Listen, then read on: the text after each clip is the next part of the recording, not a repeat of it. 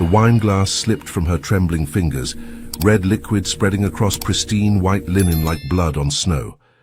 Laughter erupted around the table, cold, calculated, cruel. Savannah Parker's face burned with humiliation as powerful men in $1,000 suits treated her mistake like entertainment. But Victor Halverson wasn't laughing. The silence that followed his movement was deafening. His chair scraped against marble floors as he rose, 6 feet of controlled danger unfolding in the exclusive Upper East Side restaurant. His white dress shirt, unbuttoned at the collar, revealed the edge of an intricate tattoo snaking along his neck. The platinum Rolex on his wrist caught the chandelier light as he adjusted his cuffs. Enough. One word, spoken quietly, but it carried the weight of an empire built on fear and respect. The laughter died instantly. Leonard Morrison, wine dripping from his designer jacket, opened his mouth to protest, but something in Victor's dark eyes made him reconsider. This wasn't about a spilled drink. This was about power, about lines that shouldn't be crossed, about a moment that would change everything for a Texas waitress who had no idea she'd just become the center of a very dangerous man's attention. Welcome to Passion and Power, where forbidden love meets dangerous desire. Tonight's story will take you into the shadowy world of New York's elite, where one moment of kindness can spark the most unexpected romance. Comment below where you're watching from, and don't forget to subscribe for more heart-stopping mafia romance stories that will keep you on the edge of your seat.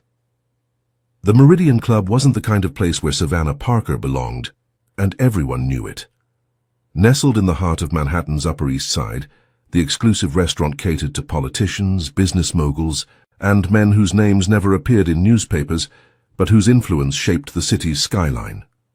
Savannah adjusted her black uniform for the 100th time that evening, her Texas drawl carefully suppressed as she navigated between tables of New York's most powerful figures. 3 weeks since her eviction notice, 2 weeks since her last real meal, and tonight was supposed to change everything. The temporary agency had promised good tips, cash in hand, no questions asked. She should have known better. Table 7 needs their wine service. Thomas, the restaurant manager, appeared beside her, with his perpetually disapproving expression. His grey hair was slicked back perfectly, his British accent making every word sound like a judgment. "And for God's sake, try not to embarrass us." Savannah bit back her response. She'd been waiting tables since she was 16, working her way through community college in Dallas before life fell apart. She knew how to serve wine. She knew how to smile and nod and make wealthy people feel important. What she didn't know was how to navigate the subtle power dynamics that pulsed through the Meridian Club like an electric current. Table 7 sat in the restaurant's most exclusive alcove, separated from the main dining room by frosted glass panels that provided privacy while maintaining an air of importance. 8 men in expensive suits discussed matters in low voices, their conversation punctuated by the soft clink of crystal and the rustle of documents being passed discreetly. At the head of the table sat Victor Halverson. Savannah had heard whispers about him from the other staff. Real estate mogul, they said, international investments, the kind of man who owned buildings but never lived in them, who made deals that moved millions but never touched actual money. Julian, the maitre d', had warned her to be especially careful around table 7. "Just serve and retreat," he'd said in his clipped French accent. "No small talk, no lingering." Victor looked younger than his 47 years, his dark Italian features sharp and predatory. His white dress shirt was unbuttoned, just enough to hint at the muscular chest beneath, and an elegant tattoo curved along the side of his neck. Something in script that she couldn't quite make out. A platinum Rolex gleamed on his wrist as he gestured while speaking, his voice carrying the authority of someone accustomed to being obeyed. Savannah approached with the wine cart, her hands steady despite her nerves. The conversation paused as she began the service, pouring the 2015 Barolo with practiced precision. The men barely acknowledged her presence, treating her like expensive furniture, functional but invisible. She was reaching for the final glass when Leonard Morrison, a heavy-set man with thinning hair and cruel eyes, made his comment. "Careful there, sweetheart. That wine costs more than you make in a month." The words hit her like a slap. Not because they were untrue, the bottle probably did cost more than her monthly income, but because of the casual cruelty behind them. the assumption that her financial situation was somehow amusing. Her hand trembled for just a moment, just enough. The glass slipped. Time seemed to slow as the Barolo arced through the air, deep red liquid catching the light before splashing across Leonard's white shirt and expensive jacket. The wine spread across the pristine tablecloth, soaking into the fabric like evidence of her failure. The silence lasted exactly 3 heartbeats. Then came the laughter. Not loud or boisterous, but worse, the kind of restrained amusement that spoke of superiority and disdain. Leonard's face turned red as he dabbed at his jacket with a napkin, muttering about incompetent help and people who don't belong here. Jesus Christ, another man chuckled. Maybe we should stick to plastic cups next time. I told you hiring from those agencies was a mistake, someone else added. You get what you pay for. Savannah felt her face burn with humiliation. Her hands shook as she tried to clean up the spill, her carefully constructed composure crumbling. She could feel tears threatening, the weight of her desperation pressing down like a physical force. "I'm so sorry," she whispered, her voice barely audible. "I can pay for the cleaning. With what money?" Leonard sneered, his voice carrying across the alcove. "Your tip jar?" More laughter. Cruel, dismissive, designed to remind her of her place in their world. That's when Victor Halverson stood up. The movement was deliberate, controlled, and absolutely terrifying. His chair scraped against the marble floor with a sound that cut through the laughter like a blade. 6 feet of contained violence unfolded as he rose, his dark eyes scanning the table with the patience of a predator, choosing his moment. The laughter died instantly. Victor didn't speak immediately. Instead, he adjusted his jacket with careful precision, the movement drawing attention to the way his shoulders filled the expensive fabric. His fingers, adorned with a simple gold signet ring, smoothed down his tie as he looked around the table. When his gaze settled on Leonard, the temperature in the room seemed to drop 10 degrees. Enough. One word, spoken quietly, almost conversationally. But it carried the weight of absolute authority, the kind of power that didn't need volume to be heard. Leonard's mouth opened, then closed. The wine stain on his shirt suddenly seemed insignificant compared to the ice in Victor's stare. "Get out," Victor continued, his voice still calm. "Now." "Victor, come on." Leonard tried to laugh it off. "It was just a joke. The girl, Victor interrupted, was doing her job. You were being an ass." He glanced at his Rolex, the platinum catching the light. "You have 30 seconds to leave before I have Mark escort you out." As if summoned by his name, Mark appeared at the edge of the alcove.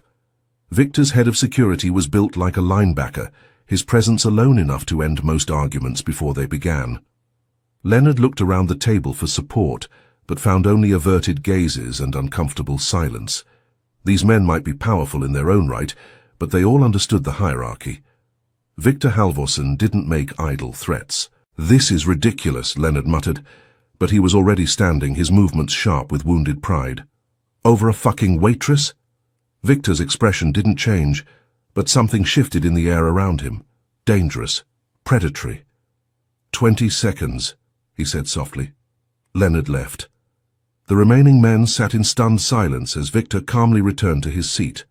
He picked up his wineglass, the only one that hadn't been affected by the spill, and took a measured sip. "Thomas," he called, his voice carrying easily to where the manager hovered nervously nearby. "Miss Parker will continue her shift. Any disciplinary action will be discussed with me directly." Savannah stood frozen, the wine-stained tablecloth still clutched in her hands. She didn't understand what had just happened, didn't comprehend why this powerful, dangerous man had defended her. She only knew that the ground beneath her feet had shifted in some fundamental way. Victor's dark eyes met hers for just a moment. There was no warmth there, no reassurance, just acknowledgement. He'd acted not out of kindness, but out of principle. Weakness wasn't tolerated at his table, and Leonard's behavior had been weak. "Clean this up," Victor said quietly, not unkindly. "Then bring us a fresh bottle." Savannah nodded, not trusting her voice. As she hurried away to get supplies, she could feel eyes following her. Some curious, some calculating, all wondering what she'd done to earn Victor Halversen's protection. She had no idea that her life had just become infinitely more complicated. 3 days passed before Savannah understood that her problems were just beginning. The first sign came Tuesday morning when she arrived at her studio apartment in Queens to find her landlord, Mrs. Chen, waiting with an envelope. "Someone paid your rent?" the elderly woman said without preamble, her broken English tinged with confusion. 3 months, cash. Savannah stared at the receipt, her heart sinking. She knew exactly who had made that payment, and the knowledge sat in her stomach like lead. In her world, the world of paycheck-to-paycheck survival, nobody gave away 3 months' rent without expecting something in return. The second sign came that evening at the Meridian Club. "Table 7 specifically requested you," Thomas informed her, his disapproval evident in every syllable. "I don't know what you did, but Mr. Halverson asked for you by name." Savannah's hands trembled as she adjusted her uniform. She'd hoped the incident with the wine would be forgotten, that she could fade back into invisibility. Instead, she found herself walking toward the same private alcove where her life had changed 3 nights ago. Victor sat alone this time. No business associates or political allies cluttering the space. Just him, a glass of whiskey, and a folder of documents spread across the white tablecloth. He looked up as she approached, his dark eyes unreadable. "Miss Parker." His voice was calm, professional. "Please sit." It wasn't a request. Savannah remained standing, her training kicking in. "I'm working, Mr. Halverson. I can't—" "You can." He gestured to the chair across from him. "Thomas has been informed." She sat, her back straight, hands folded in her lap. Up close she could see the details she'd missed before, the way his dark hair was touched with silver at the temples, the small scar that cut through his left eyebrow, the intricate design of the tattoo that curved along his neck. Italian script, she realized, something about family or honor. "You paid my rent," she said quietly. "I did." "Why?" Victor leaned back in his chair, studying her with the patience of a man accustomed to getting what he wanted. "Because you needed help, and I was in a position to provide it." "I didn't ask for help." "No," he agreed. "You didn't. Most people in your situation would have. They would have leveraged what happened the other night, tried to turn my intervention into an opportunity." He took a sip of his whiskey. "You went back to work." Savannah felt heat rise in her cheeks. "I don't know what you want me to say." "I don't want you to say anything." Victor's fingers drummed against the table, the sound of his Rolex tapping against wood. "I want you to understand that your situation has changed." "What situation?" "Leonard Morrison isn't just a petty businessman with hurt feelings. He's connected to people who've been testing my patience lately." Victor's voice remained conversational, but something cold flickered in his eyes. "By defending you, I made a statement. Statements have consequences." Fear crawled up Savannah's spine. "What kind of consequences?" "The kind that make it dangerous for you to walk home alone at night. The kind that turn a spilled glass of wine into a political statement." He leaned forward slightly. "You're not safe, Miss Parker. Not because of anything you did, but because you were seen." The restaurant suddenly felt too warm, the air too thick. Savannah thought about her tiny apartment, her walk to the subway, all the dark corners where someone could be waiting. "What do you want from me?" she whispered. "Nothing." The answer surprised her. "I want to offer you something." He slid a business card across the table, heavy stock embossed lettering, an address in Midtown. "A job, administrative work for one of my legitimate businesses. Better pay, better hours, better security." His dark eyes never left hers. "All you have to do is disappear from here." Savannah stared at the card. It was a lifeline, an escape from the precarious existence that had brought her to the Meridian Club in the first place. It was also a cage, gilded and comfortable, but a cage nonetheless. "And if I say no?" Victor's expression didn't change. "Then you continue working here, and I continue ensuring your safety. But the offer won't remain open indefinitely. You're trying to control me. I'm trying to protect you." He finished his whiskey, the gesture final. "There's a difference, though I understand why you might not see it." Savannah stood, the business card still on the table between them. "I need time to think." "You have until Friday." As she walked away, she could feel his eyes following her. The weight of his attention was almost physical, a reminder that she'd somehow become entangled in a world where kindness came with strings and protection required surrender. She left the card on the table. Thursday night, everything changed again. Savannah was closing down her section when Julian appeared at her elbow, his usual composure cracked. "There are men asking about you," he whispered in rapid French-accented English. "Not police, not customers, men who don't belong here." Her blood turned to ice. "What kind of men?" "The kind who work for people like Caleb Whitmore." The name meant nothing to her, but Julian's fear was infectious. She followed his gaze toward the restaurant's entrance, where two figures in dark suits stood talking to Thomas. Even from a distance, she could see the manager's nervous gestures the way he kept glancing toward her section. "Back exit," Julian murmured. "Now." Savannah didn't argue. She grabbed her purse and coat, moving quickly through the kitchen toward the service entrance. Her heart hammered against her ribs as she pushed through the heavy door into the alley behind the restaurant. Mark was waiting for her. Victor's head of security stood beside a black sedan, his massive frame blocking most of the narrow alley. He looked up as she emerged, his expression grim. "Miss Parker, Mr. Halverson is waiting." The car's rear door opened and Victor stepped out. Gone was the composed businessman from their earlier conversations. This was someone else entirely, someone dangerous, whose very presence seemed to charge the air with violence. "Get in," he said simply. Savannah hesitated. Getting in that car would cross a line she couldn't uncross. It would make her part of whatever world Victor inhabited, whatever game was being played with her as an unwitting piece. "Those men in there," Victor continued, his voice soft but urgent. "They're not here for conversation. They're here because someone wants to send me a message and you're the envelope." The choice was simple. Trust the devil she was beginning to know, or face the devils she didn't. She got in the car. As Mark pulled away from the alley, Savannah caught a glimpse of the two men emerging from the restaurant's back entrance. Their faces were hard, professional, the kind of men who solved problems permanently. "Where are we going?" she asked. Victor was already on his phone, speaking in rapid Italian to someone on the other end. When he finished, he looked at her with something that might have been regret. "Somewhere safe," he said, "until I can figure out how to end this without getting you killed." The city lights blurred past the windows as they drove deeper into the night, and Savannah realized that her old life, her quiet, desperate, invisible life, was over. Whatever came next would be shaped by the man sitting beside her, a man whose protection came with a price she was only beginning to understand. The chapter.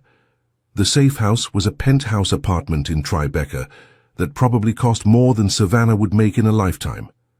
Floor-to-ceiling windows offered a panoramic view of Manhattan, while the interior was all clean lines and expensive minimalism. It was beautiful, sterile, and felt like a very luxurious prison. "You'll stay here until this is resolved," Victor said, setting down her single duffel bag, everything she owned in the world. "Mark will be stationed downstairs. Rachel will handle any legal complications."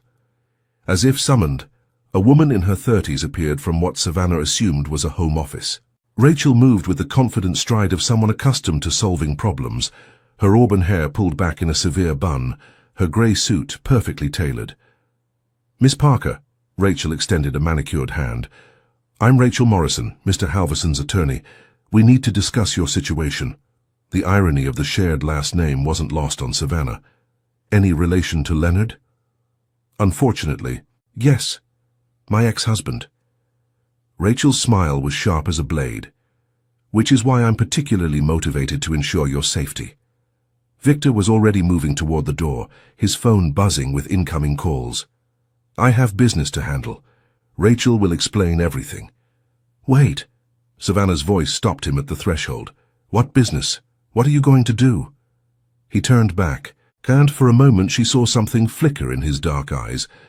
Not quite regret, but acknowledgement of the weight he carried. "What I always do," he said quietly. "Whatever's necessary." After he left, Rachel poured 2 glasses of wine and settled onto the leather sofa. You're probably wondering how you ended up in the middle of a war you didn't know existed. The thought had crossed my mind. Leonard isn't just Victor's business rival. He's been working with Caleb Whitmore to undermine several of Victor's legitimate enterprises: real estate deals, construction contracts, city planning committees. Rachel took a sip of wine. What happened at the restaurant gave them an opportunity to make this personal. Savannah felt sick. Because he defended me. Because he showed weakness. In their opinion. In our world, protecting someone who can't protect themselves is seen as either nobility or vulnerability. Leonard and Caleb chose to interpret it as the latter. And now they're using me to get to him. Now they're trying to. There's a difference. Rachel's expression hardened. Victor doesn't negotiate with people who threaten innocence. He eliminates them. The casual way she said it made Savannah's blood run cold. Eliminates them how? However necessary. Business licenses revoked, financial backing withdrawn, criminal investigations launched. Rachel paused. Sometimes more direct methods are required. Savannah set down her wineglass with shaking hands. I need to leave tonight. I'll disappear, change my name, go back to Texas. They'll find you. Rachel's voice was matter-of-fact. Caleb Whitmore has resources, connections. Running will only make you look guilty of something, and it won't solve the underlying problem. Which is that Victor Halverson cares what happens to you. The words hung in the air between them, heavy with implication. Savannah thought about the way Victor had looked at her in the restaurant, the careful distance he maintained even while offering protection. He doesn't care about me, she said finally. He cares about his reputation. Rachel smiled, but there was sadness in it. Keep telling yourself that, it might even be true. That night, Savannah stood at the penthouse windows, watching the city pulse with life below. She felt disconnected from it all, suspended in a bubble of luxury and danger that she didn't understand. Her reflection stared back from the glass. A small-town Texas girl who'd somehow become a pawn in a game played by kings and killers. Her phone buzzed. A text from an unknown number. Pretty view from the 40th floor. Enjoy it while you can. Her blood turned to ice. She was 40 floors up in a building with security, protected by a man whose very name inspired fear. And still, they could reach her. She called the number Victor had given her for emergencies. He answered on the first ring. What's wrong? She told him about the text, her voice steadier than she felt. There was a long pause on the other end. Pack your things, he said finally. Mark is coming up to get you. Where are we going? My place. It's more secure. 20 minutes later, she was in the back of Victor's sedan again, watching the city blur past. But this time she noticed things she'd missed before, the way Mark constantly checked his mirrors, the route that doubled back on itself twice, the subtle hand signals he exchanged with other drivers. They were being hunted. Victor's penthouse made the safe house look modest. It occupied the entire top floor of a building in the financial district, with views that stretched from Brooklyn to the Hudson River. But what struck Savannah most wasn't the luxury, it was the loneliness. The space was immaculate, expensive, and completely devoid of personal touches. No photographs, no mementos, no evidence that anyone actually lived there. It was a fortress, not a home. The guest suite is down the hall, Victor said, his manner formal. There's a panic room behind the bookshelf in the study if anything goes wrong. A panic room? Reinforced steel, independent air supply, direct line to my security team. He said it like he was describing the weather. Hopefully you won't need it. Savannah followed him through the apartment, noting the subtle security measures. Cameras disguised as artwork, reinforced doors, bulletproof glass. This wasn't just wealth. This was paranoia born of experience. How do you live like this? She asked. Victor paused at the entrance to his study, his hand resting on the doorframe. Carefully. Inside the study, she saw the first personal item she'd encountered. Books in multiple languages, a chess set with pieces carved from black and white marble, and a single photograph on the desk. A younger Victor with an older man who shared his dark eyes and sharp features. Your father? She asked. Was. Victor's voice was carefully neutral. He taught me that power without principle is just brutality, But principle without power is just philosophy. Which are you? He looked at her then, really looked, and she saw something vulnerable flicker in his dark eyes before he shuttered it away. I'm trying to figure that out. Her phone buzzed again, another text from the unknown number. Nice upgrade, but glass breaks so easily. This time Victor was close enough to see the message. His expression went cold, dangerous. He pulled out his own phone and made a call. It's me, he said when someone answered. They've escalated. I want Caleb Whitmore's location in the next hour, and I want to know how they got this number. He hung up and looked at Savannah, his jaw tight with controlled fury. This ends tomorrow, he said quietly. One way or another. What does that mean? It means you're going to learn exactly what kind of man I am, Miss Parker, and I hope you can live with what you see.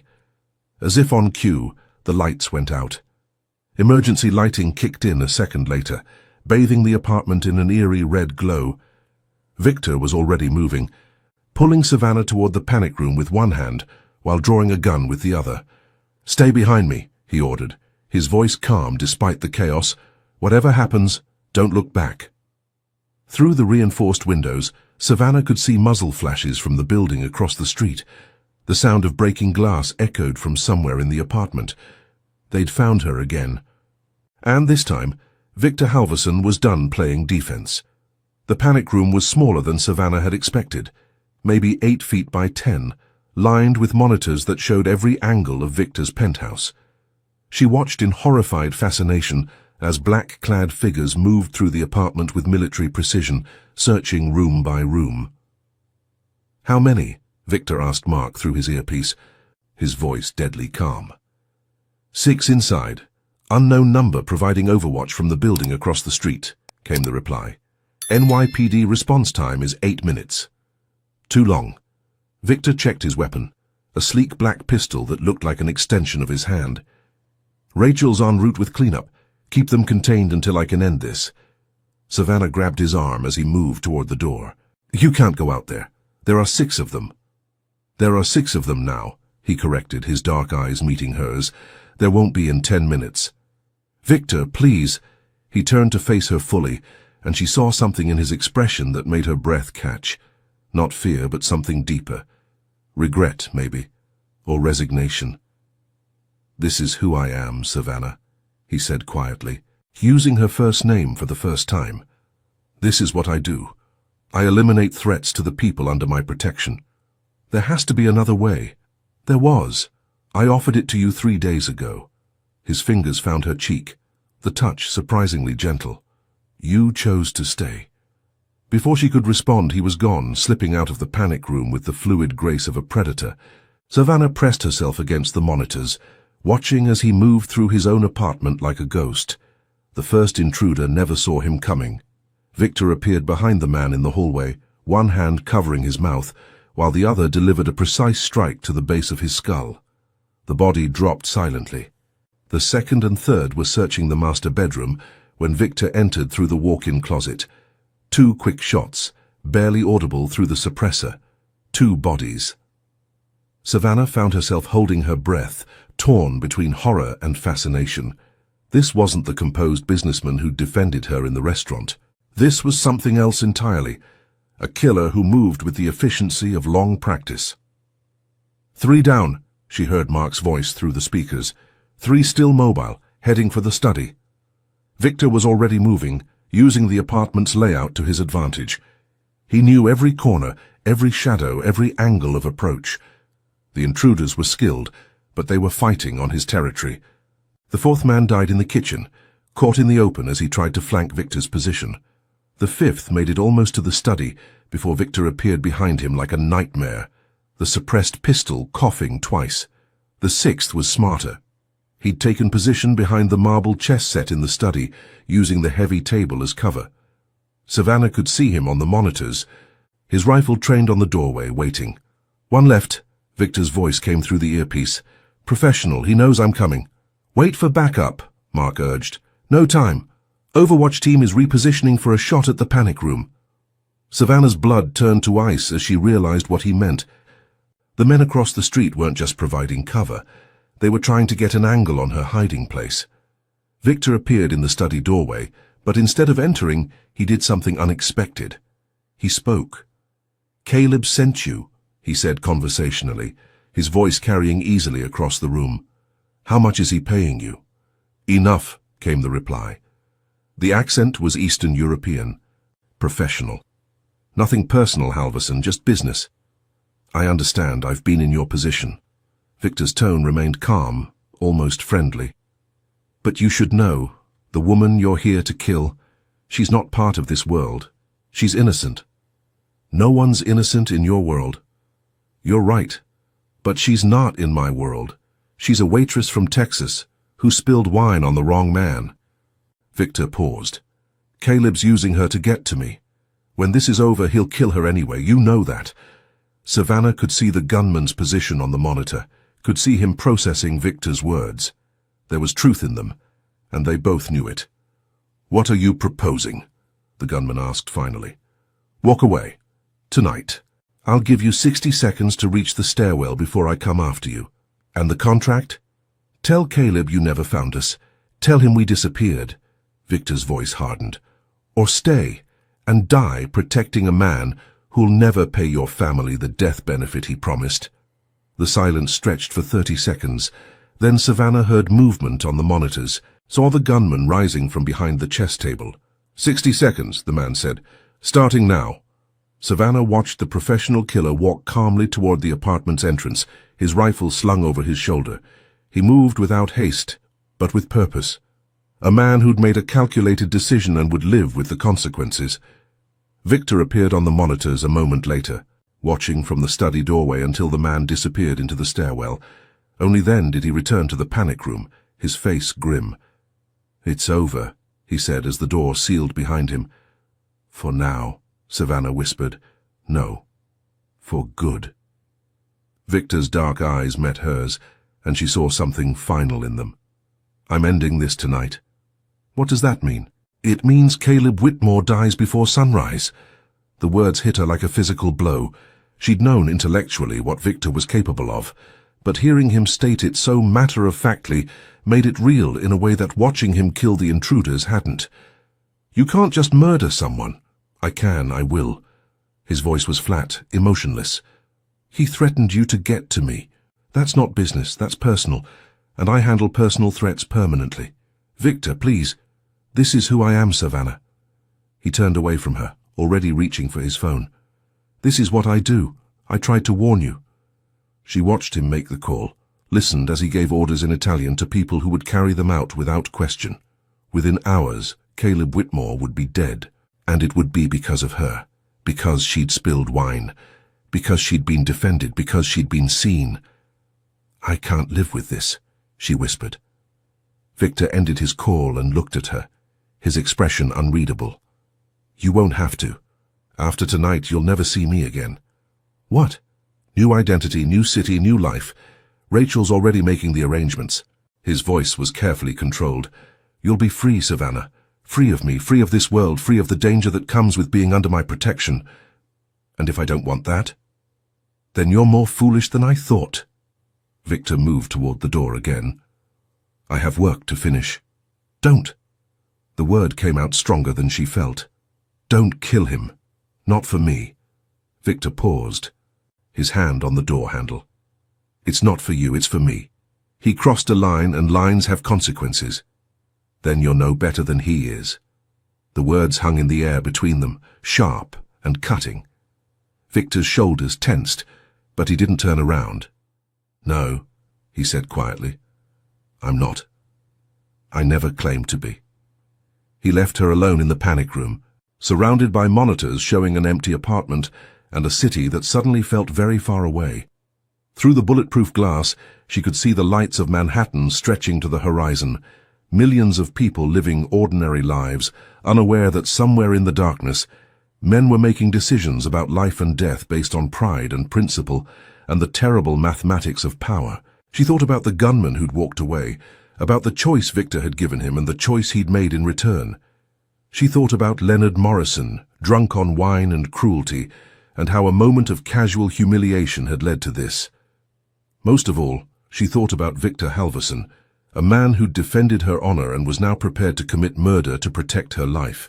A man who saw the world in terms of threats and responses, who'd built an empire on the principle that strength was the only currency that mattered. A man who was about to destroy himself to save her. And despite everything, the violence, the danger, the blood on his hands, she realized she couldn't let that happen. Savannah found Victor on the penthouse terrace, standing at the railing with his phone pressed to his ear. The city sprawled below them, a constellation of lights that made the darkness seem infinite. His voice carried on the wind as he spoke in rapid Italian, finalizing arrangements that would end a man's life before dawn. "Cancel it," she said when he ended the call. Victor didn't turn around. "Go back inside, Savannah. This doesn't concern you anymore. It concerns me more than anyone." She moved to stand beside him at the railing, close enough to see the tension in his shoulders, the way his hands gripped the metal like he was holding himself back from something. "You're about to become a murderer because of me." "I've been a murderer for 20 years, he said quietly. "Tonight won't change anything. It'll change everything." She turned to face him, forcing him to meet her eyes. "Because this time you'll be doing it for someone who matters to you." Something flickered in his dark gaze. Surprise, maybe, or recognition. "You don't matter to me." Liar. The word hung between them, simple and devastating. Victor's jaw tightened, but he didn't deny it. "Even if that were true," he said finally, "it doesn't change anything. Caleb Whitmore threatened you. That can't go unanswered." "Why? Because of your reputation? Your principles?" Savannah stepped closer, close enough to smell his cologne, to see the faint scar that cut through his left eyebrow. "Or because the thought of someone hurting me makes you want to tear the world apart?" Victor's control cracked for just a moment, and she saw the truth in his eyes, raw, desperate, terrifying in its intensity. "Don't," he whispered. "Don't make this about feelings. Feelings get people killed in my world. Your world." She reached up, her fingers finding the edge of his collar, tracing the line of the tattoo that curved along his neck. "What if I don't want to leave your world? What if I want to stay?" "You don't know what you're saying. I know exactly what I'm saying." Her hand moved to his chest, feeling the rapid beat of his heart beneath the expensive fabric. "I'm saying that somewhere between the restaurant and tonight, I stopped being afraid of you and started being afraid of losing you." Victor caught her wrist, his grip gentle but firm. "I'm not a good man. Savannah, I've done things. I know what you've done. I watched you do some of it tonight." She didn't pull away from his touch. "I also know that you defended me when you didn't have to, protected me when it would have been easier to let me disappear, gave a professional killer the chance to walk away when you could have just shot him. That doesn't make me—" "It makes you human." She freed her wrist and cupped his face in her hands, feeling the rough stubble along his jaw. "It makes you someone worth saving." For a moment, Victor leaned into her touch, his eyes closing as if he were memorizing the sensation. When he opened them again, she saw something she'd never expected to see in the gaze of a man like him. Hope. "If I call this off," he said slowly, "Caleb will try again. He'll keep coming until one of us is dead. Then we deal with it, together." Savannah's voice was steady, certain. "But we don't become killers. We find another way." Victor was quiet for a long moment, his phone heavy in his hand. When he finally spoke, it was in Italian, rapid and decisive. She couldn't understand the words, but she understood the tone. Orders being countermanded, plans being changed, death being called off. When he ended the call, he looked at her with something that might have been wonder. "You realize what you've just done?" he asked. "You've made me weak." "No," Savannah said, rising on her toes to press her lips to his. "I've made you strong enough to choose." The kiss was soft at first, tentative, as if they were both afraid of what it might mean. Then Victor's arms came around her, pulling her against him with desperate intensity, and she could taste the fear and longing and hope on his lips. When they finally broke apart, both breathing hard, Victor rested his forehead against hers. "This is insane," he whispered. "You're a waitress from Texas. You're a man who stood up for someone who couldn't stand up for herself." Savannah's fingers found the platinum Rolex on his wrist, tracing the metal that had caught the light during so many tense moments. You're someone who gives people choices, even when they don't deserve them. You're someone who's been alone so long you've forgotten what it feels like to have someone care about your soul instead of your power. Victor's laugh was shaky, uncertain. And what if Caleb doesn't accept this? What if he keeps coming? Then we face it together, all of it. She looked out over the city at the lights that represented millions of lives, millions of choices, millions of chances for redemption. But we face it as people who choose love over fear, hope over revenge. Love. Victor's voice was barely audible. Savannah turned back to him, seeing past the expensive clothes and dangerous reputation to the man underneath, lonely, guarded, desperate for connection but terrified of the vulnerability it required. Love, she confirmed. Messy, complicated, impossible love between a Texas waitress and a New York crime boss who's trying to figure out how to be better than his worst impulses. Victor was quiet for a long moment, his dark eyes searching her face as if looking for some sign that this was real, that she wasn't going to disappear like everything else good in his life. I don't know how to do this, he said finally. I don't know how to be normal. Good thing I'm not asking for normal. Savannah smiled, the expression transforming her face. I'm asking for you, all of you, the good, the bad, and everything in between, even knowing what I am, what I've done, especially knowing that. She took his hands in hers, feeling the calluses and scars that told the story of his life. Because I've seen what you can become when someone believes in you. Victor brought her hands to his lips, pressing a gentle kiss to her knuckles. You're going to change everything, aren't you? We're going to change everything, she corrected. Together. As if to punctuate her words, Victor's phone buzzed with an incoming call. He glanced at the screen, then at Savannah. It's Rachel. Probably wondering why I just called off a hit. Answer it, Savannah said. Start making those changes. Victor smiled, the first real smile she'd ever seen from him, and answered the call. Rachel. Yes, I called it off. No, I haven't lost my mind. Well, maybe I have. His eyes never left Savannah's face. Set up a meeting with Caleb Whitmore, tomorrow. Neutral ground. It's time to end this like civilized people. As he spoke, Savannah realized that this was just the beginning. There would be challenges ahead, dangers to face, a whole world of complications that came with loving a man like Victor Halverson. But for the first time since spilling wine in an exclusive restaurant, she felt like she was exactly where she belonged, in the arms of a man who'd learned that sometimes the strongest thing you could do was choose mercy over vengeance, love over fear, hope over the darkness that had defined his life for so long. Enough, Victor said softly, echoing the word that had started everything between them. But this time it wasn't about ending something. It was about beginning. Years later, Savannah would look back on that night as the moment everything truly began. Not the spilled wine, not the laughter, not even Victor's intervention, but the choice they made together on a Manhattan terrace, surrounded by city lights and the promise of something better.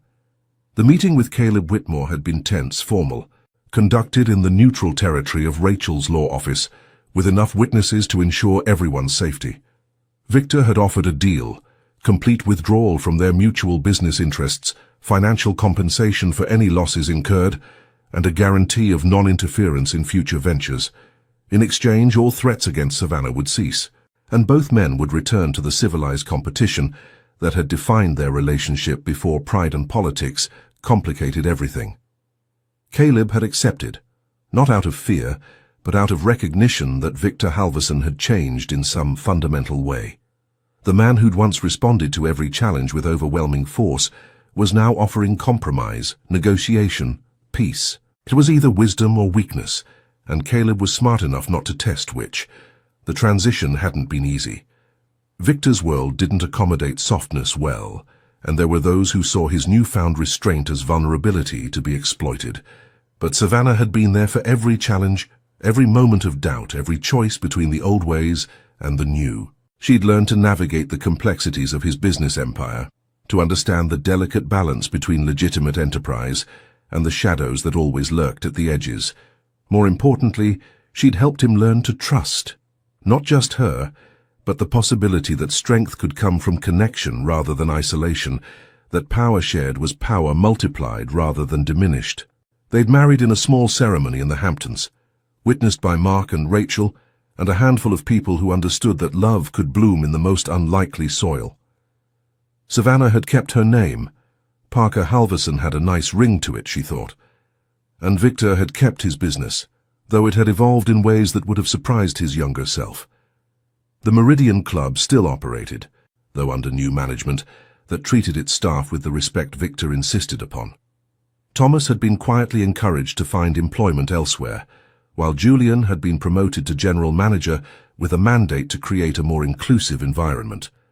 Leonard Morrison had disappeared from New York society entirely, his business ventures mysteriously failing one after another, until he'd been forced to relocate to a smaller city, where his reputation couldn't follow.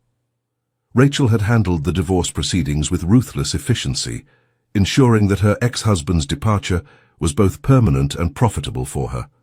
As for Savannah herself, she'd discovered talents she never knew she possessed. The administrative position Victor had offered had evolved into something much more significant. She'd become his partner in every sense of the word, helping to guide his empire toward legitimacy while never losing sight of the principles that had brought them together. Standing now in their penthouse, a different one, warmer, filled with photographs and mementos and evidence of a life shared, Savannah watched Victor prepare for another business dinner. He still favored white dress shirts with the top buttons undone, still wore the platinum Rolex that had caught the light during so many tense moments. The tattoo on his neck had been joined by another, smaller one, her name in elegant script, hidden just below his collar where only she could see it. "Ready?" he asked, adjusting his cufflinks with the same careful precision she remembered from that first night. "Always," she replied, and meant it. They'd learned that love wasn't about changing each other, but about choosing each other every day despite the complications, despite the challenges, despite the fact that their worlds had never been meant to intersect. They'd learned that strength came not from standing alone, but from standing together. And sometimes, late at night when the city was quiet, and they were alone with their thoughts, they'd remember a moment in an exclusive restaurant when laughter had died, and a man had stood up and said a single word that changed everything. Enough. It had been enough then. It was more than enough now. And that's where we leave Victor and Savannah. Two souls who found each other in the most unexpected circumstances and chose love over fear, hope over revenge. Their story reminds us that sometimes the most powerful thing we can do is simply stand up for what's right, even when it costs us everything. If this story touched your heart, please hit that like button and subscribe to Passion and Power for more tales of forbidden love and second chances. Your support means the world to us, and we can't wait to share more unforgettable stories with you. Until next time, remember, love always finds a way.